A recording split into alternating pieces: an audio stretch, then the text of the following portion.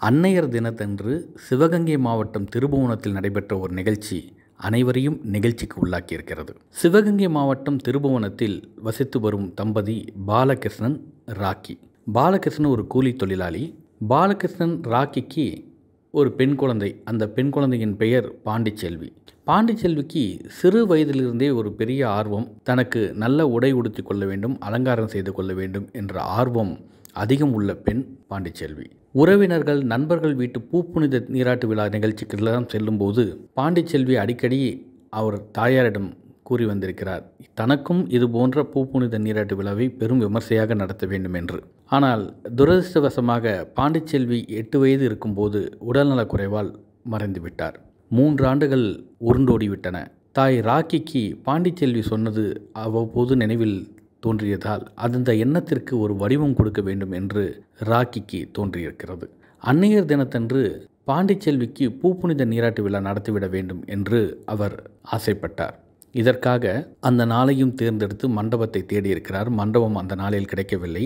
அடுத்த நாள் மே 13ஆம் தேதி அன்று பாண்டிச்செல்விக்கு பூப்புனித நீராட்டு விழா நடத்த திட்டமிட்டு உறவினர்கள், ஊர் மக்களுக்கெல்லாம் அழைப்பு விடுத்திருக்கிறார்.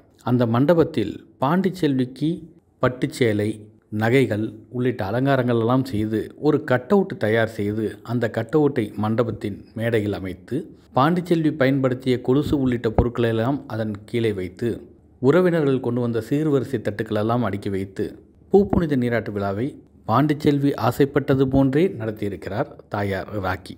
ஊர் மக்களும் உறவினர்களும் பாண்டிச்செல்வி கட்டவுட்டுடன் நின்று புகைப்படம் எடுத்துக்கொண்டனர். வந்தவர்கள் அனைவர்களுக்கும் உணவு பரிமாறப்பட்டது. அவர்களும் மொய் எழுதி இந்த நிகழ்வை சீரும் சிறப்புமாக நடத்தி சென்றிருக்கின்றனர்.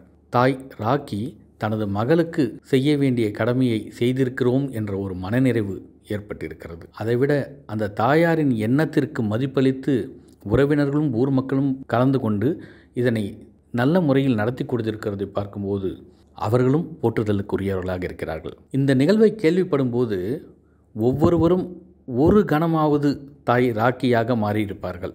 கண்களில் ஒரு சொட்டு கண்ணீராவது எட்டி பார்த்துவிட்டு தான் சென்றிருக்கும்.